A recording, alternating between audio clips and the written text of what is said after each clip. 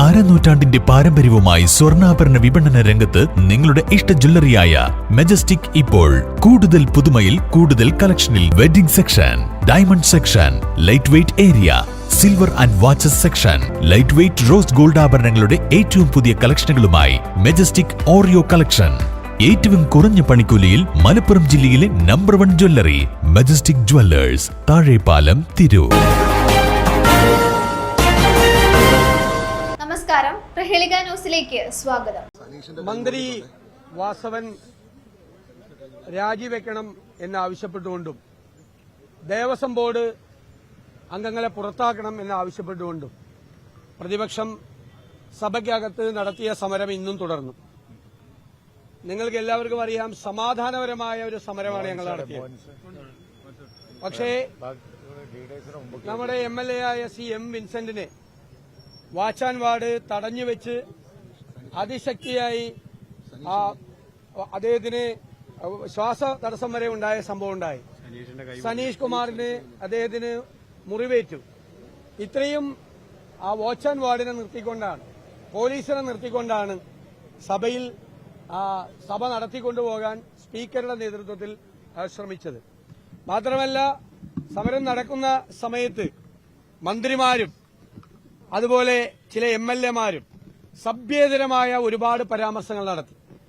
ആ പരാമർശങ്ങൾ സ്പീക്കർ കേട്ടുകൊണ്ടിരിക്കുകയായിരുന്നു.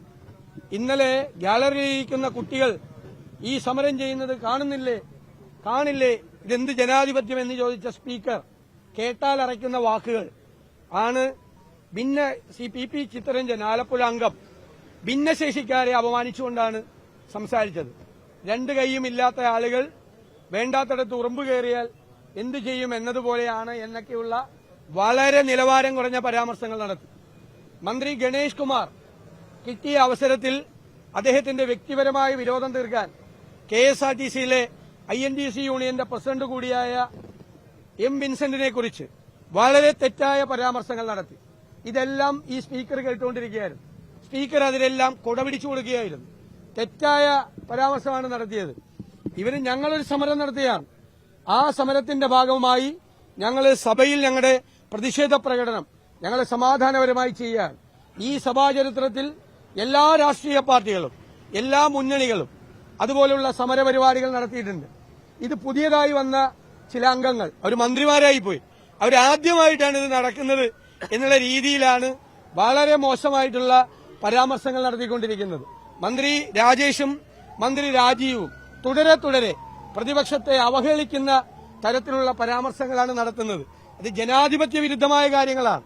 ഒരു പാർലമെന്ററി കാര്യമന്ത്രിയുടെ ആദ്യത്തെ ജോലി സഭ നന്നായി നടത്തിക്കൊണ്ടുപോകാനുള്ള സാഹചര്യം ഉണ്ടാക്കുകയാണ്.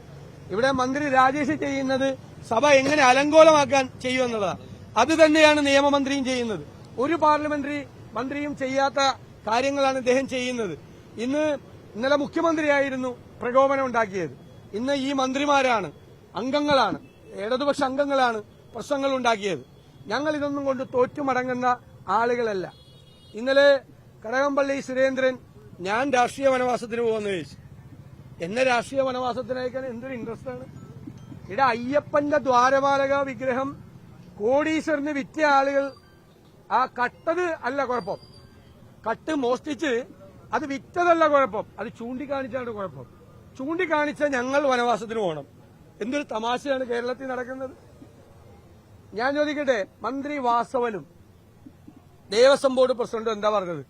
അവരെ ന്യായീകരിക്കാൻ വേണ്ടി പറഞ്ഞ ഇപ്പോഴല്ല കുഴപ്പം നടന്നത്, എല്ലാം 2019 കുഴപ്പം നടന്നതെന്നാ അല്ലേ? നിങ്ങൾ നോക്ക്, ദേവസ്വം ബോർഡ് പ്രസിഡന്റിന്റെ സ്റ്റേറ്റ്മെന്റും ദേവസ്വം മന്ത്രിയുടെ സ്റ്റേറ്റ്മെന്റും കുഴപ്പം മുഴുവൻ നടന്നത് 2019 ആ 2019 ഈ ദ്വാരപാലക ശില്പം കോടീശ്വരന് വിറ്റഴിക്കുന്ന സമയത്ത് മന്ത്രിയായിരുന്ന ആളാണ് കടകംപള്ളി സുരേന്ദ്രൻ. അന്നത്തെ ദേവസ്വം ബോർഡ് പ്രസിഡന്റുമുണ്ട്. ഈ ഉണ്ണികൃഷ്ണൻ പോറ്റിയുമായിട്ട് വലിയ ബന്ധമാണ് കടകംപള്ളി സുരേന്ദ്രന് ഉള്ളത്. അതുകൊണ്ടാണ് കടകംപള്ളി സുരേന്ദ്രന് അറിയാം ഇത് എവിടെയാണ് ഈ ദ്വാരപാലക ശില്പം വിറ്റിരിക്കുന്നത്, എവിടെയാണ് കൊടുത്തിരിക്കുന്നത്. ആ കോടീശ്വരന്റെ പേര് വെളിപ്പെടുത്തണം എന്നാണ് ഞങ്ങൾ ആവശ്യപ്പെട്ടത്. രണ്ടാമത്, ഇപ്പോഴത്തെ മന്ത്രിയും ഇപ്പോഴത്തെ ദേവസ്വം ബോർഡ് എന്താ ഈ കുറ്റകൃത്യം മുഴുവൻ, ഇത് വിറ്റത് മുഴുവൻ ദേവസ്വം ബോർഡിന് സർക്കാരിന് അറിയാം. അത് അറിഞ്ഞുകൊണ്ട്, കോടതി പറഞ്ഞപ്പോഴാണ് നമ്മളെല്ലാം അറിയുന്നത്, അവർക്ക് നേരത്തെ അറിയാം. അത് അറിഞ്ഞുകൊണ്ട് 2025 ഈ വർഷം വീണ്ടും ഉണ്ണികൃഷ്ണൻ പോറ്റിയെ ക്ഷണിച്ചിരിക്കുക. വീണ്ടും കക്കാനാണ്. അവിടുത്തെ വാതിൽ കൊണ്ടുപോയി, കട്ടളപ്പടി കൊണ്ടുപോയി, ദ്വാരപാലക ശില്പം കൊണ്ടുപോയി. ഇനി അയ്യപ്പന്റെ തങ്കവിഗ്രഹം മാത്രം അവിടെയുള്ളത്. അതുകൂടി അടിച്ചുകൊണ്ട് പോയതിനെ കോടതി ഇടപെട്ടില്ലായിരുന്നെങ്കിൽ ഈ കള്ളന്മാർ ഇവരെല്ലാം ഈ കള്ളക്കച്ചവടത്തിന് കൂട്ടുനിന്നിട്ടുണ്ട്. അതുകൊണ്ട് അതിനെതിരായി ഇന്ന് കോൺഗ്രസിന്റെ നേതൃത്വത്തിൽ പത്തനംതിട്ടയിൽ സമരമുണ്ട്. വിവിധ ജാഥകൾ വരുന്നുണ്ട്. 18-ാം തീയതി UDFന്റെ നേതൃത്വത്തിൽ ചെങ്ങന്നൂരിൽ നിന്ന് അയ്യപ്പന്റെ ജന്മസ്ഥലമായ പന്തളത്തേക്ക് ഞങ്ങളുടെ പദയാത്രയുണ്ട്. ഈ സമരം സഭയ്ക്കകത്തും പുറത്തും ഞങ്ങൾ തുടരുക തന്നെ ചെയ്യും. SSLC +2 കഴിഞ്ഞു, ഇനി എന്ത്? നാട്ടുകാർ ചോദിക്കും മുമ്പേ അന്തസ്സായി പറയുന്നേ, ഞാൻ ജിഫ്സയിൽ ജോയിൻ ചെയ്തു. 2 ലക്ഷത്തോളം തൊഴിലവസരങ്ങളുള്ള ഫയർ ആൻഡ് സേഫ്റ്റി വിദ്യാഭ്യാസ രംഗത്ത് 25 വർഷത്തെ പ്രവൃത്തി പരിചയ സമ്പന്നതയോടെ ഇന്ത്യയിലെ ഏറ്റവും വലിയ സ്ഥാപനമായ Saint Joseph's International Fire and Safety Academy നിങ്ങൾക്കായി അവതരിപ്പിക്കുന്ന certificate in fire and safety and industrial fire and safety management ജിഫ്സ.